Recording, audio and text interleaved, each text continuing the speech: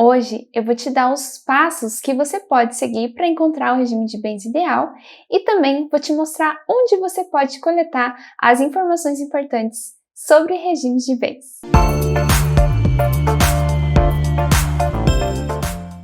Olá, seja muito bem-vindo por aqui. Meu nome é Letícia, eu sou advogada, faço parte aqui da equipe do escritório.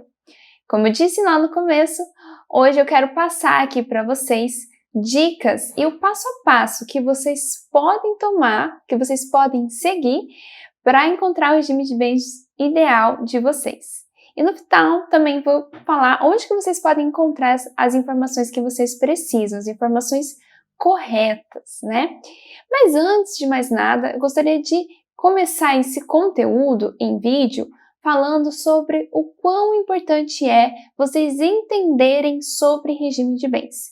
E aqui eu vou te dar alguns motivos. Primeiro de tudo é que vocês entendam o que é patrimônio individual e o que é o patrimônio comum de vocês.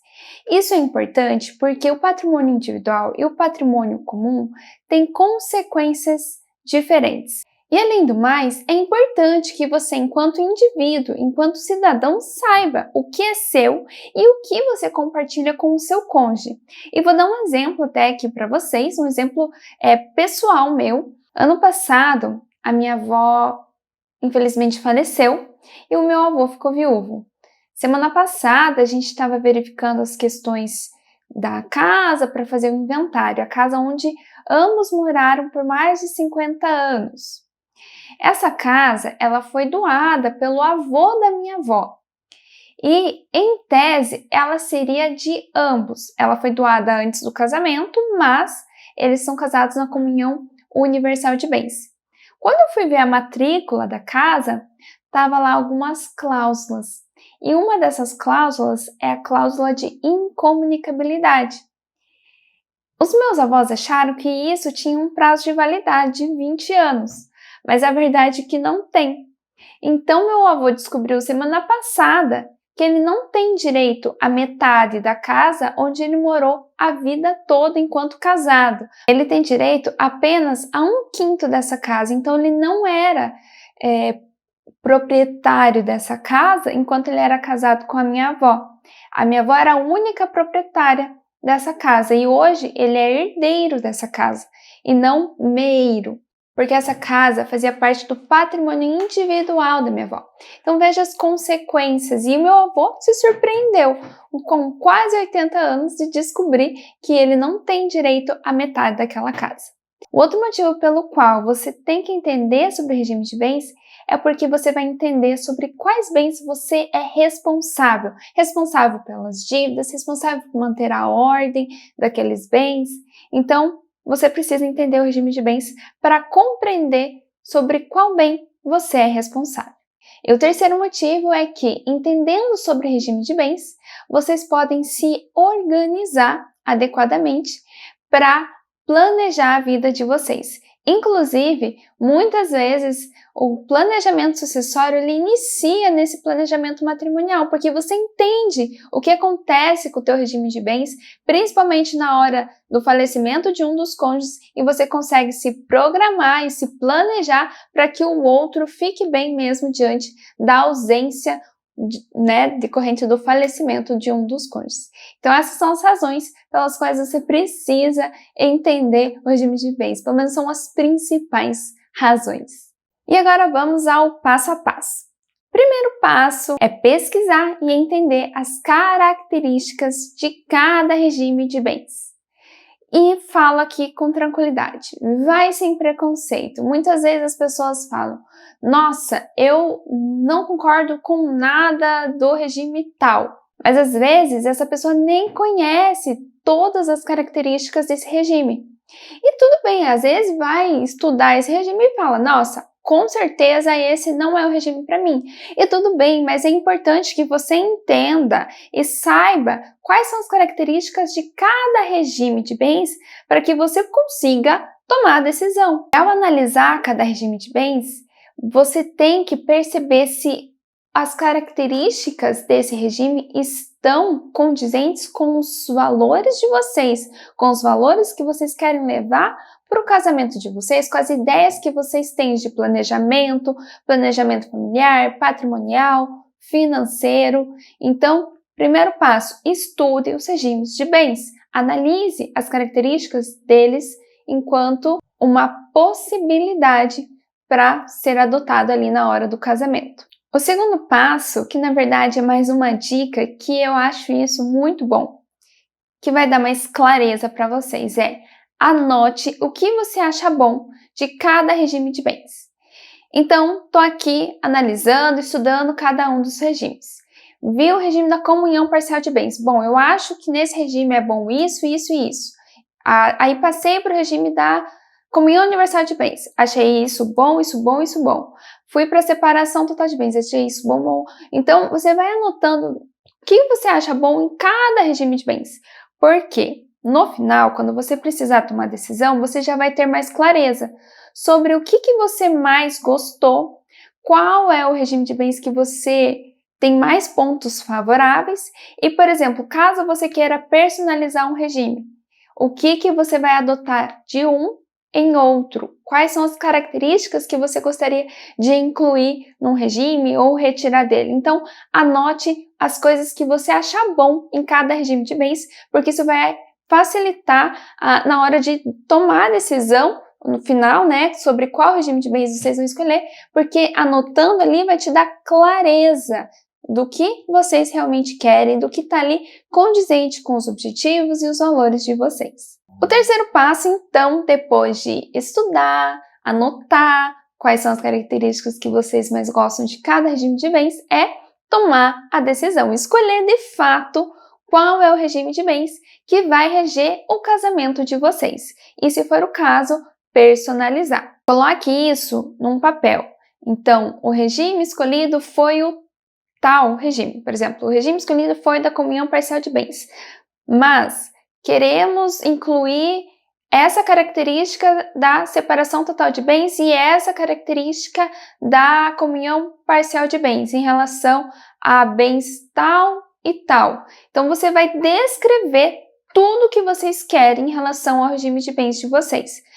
Ou só escolhi o da comunhão parcial de bens, então não precisa descrever, né? Mas é importante que vocês tomem essa decisão antes de dar entrada no casamento e fazer todo o procedimento.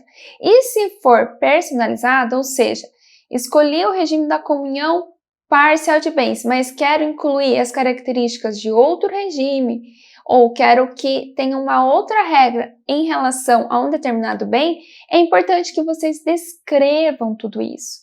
Por exemplo, quero comunhão parcial de bens, mas que a conta poupança de cada um dos cônjuges seja mantida de forma separada. O que você vai precisar? Colocar os dados dessa conta poupança e escrever lá que você quer que cada conta poupança seja considerado um patrimônio individual, um bem individual, tá? Então é isso que você precisa fazer agora nessa tomada de decisão. É um rascunho, não tem nenhuma formalidade. E depois disso, tomada a decisão, vamos para o quarto passo, que é realizar o procedimento adequado. Como eu falei, ali quando você toma a decisão, você faz só um rascunho, mas existe um procedimento adequado para você escolher o regime de bens. No caso do casamento, você precisa fazer isso através do pacto antinupcial. Primeiro, você dá entrada no casamento, depois você vai fazer o pacto antinupcial. Esse pacto antinupcial é feito em tabelionato de notas. Já tem um vídeo aqui no canal explicando bem direitinho sobre o que é pacto antinupcial, onde fazer, como fazer. Eu vou deixar aqui nos cards para vocês darem uma olhadinha, tá bom? Lá naquele vídeo está bem completinho toda a explicação sobre pacto antinupcial. E se o caso for de união estável, você vai fazer a escritura pública de união estável e vai indicar qual é o regime de bens que vocês querem. Se esse regime de bens é personalizado, ou seja, igual eu falei, com várias características, é importante que vocês levem pelo menos um rascunho para que o profissional lá do tabelionato receba isso e coloque na escritura pública, que é o documento oficial, todas as características bem certinho da forma como vocês querem, para que não tenha nenhum erro, que vocês também não esqueçam de nada. E agora eu quero falar para vocês como que vocês conseguem encontrar conteúdos de qualidade sobre regimes de bens. Gente, regimes de bens pode parecer simples, mas não é. É bem complexo, na verdade, porque tem muitas características. Cada regime de bens tem suas complexidades e suas características. Mas existem algumas formas que vocês podem ter esse contato, desde a forma mais superficial até a forma mais aprofundada com o tema. O primeiro deles é através da internet. Então, existem vários advogados e até mesmo cartórios que produzem conteúdo aqui na internet sobre regimes de bens. Vídeos no YouTube, blogs, sites, enfim, uma variedade de informações. Existem informações que são um pouco mais rasas e existem informações que são um pouco mais completas. Isso vai de você ir pesquisando. Normalmente, quando a gente procura numa busca comum, como por exemplo o Google normal, a gente vai encontrar sites com uma linguagem um pouco mais facilitada, mas também um pouco mais superficial. Então a gente parte para uma outra opção para você que quer aprofundar um pouquinho mais o estudo sobre o regime de bens, que é encontrando artigos de pessoas que realmente estudam os regimes de bens, que é através, por exemplo, do Google Acadêmico. Quando você digita lá no Google Acadêmico regime da comunhão parcial de bens, você vai ter uma infinidade de artigos sobre o assunto. Mas normalmente esses artigos, eles além de serem científicos e terem uma complexidade na sua linguagem, ele vai trazer para vocês um ponto específico. Então, por exemplo, o efeito da separação total de bens na compra conjunta de uma fazenda de gado. Então, são pontos, é só um exemplo, mas só para vocês verem que são questões bem específicas.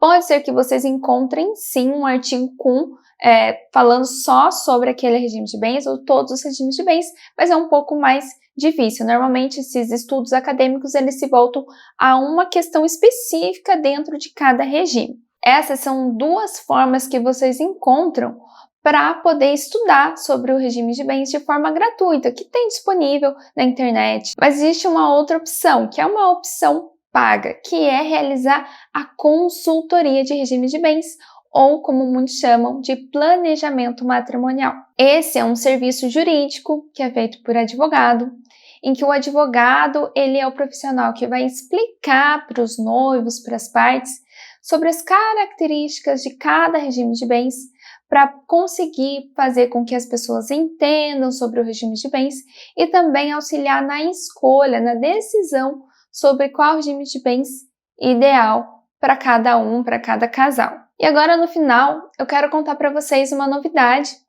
Em dezembro do ano passado, eu falei para vocês que agora em janeiro a gente teria uma novidade e nesse vídeo, agora no finalzinho, eu aproveito e peço licença a vocês para contar um pouquinho sobre essa novidade, que é justamente essa consultoria de regime de bens, que é essa forma de a gente fazer o planejamento matrimonial dos casais. A gente elaborou uma consultoria que ela mescla o atendimento jurídico com advogados e vídeos que explicam cada regime de bens de forma profunda e com linguagem acessível, aliado a um conteúdo escrito.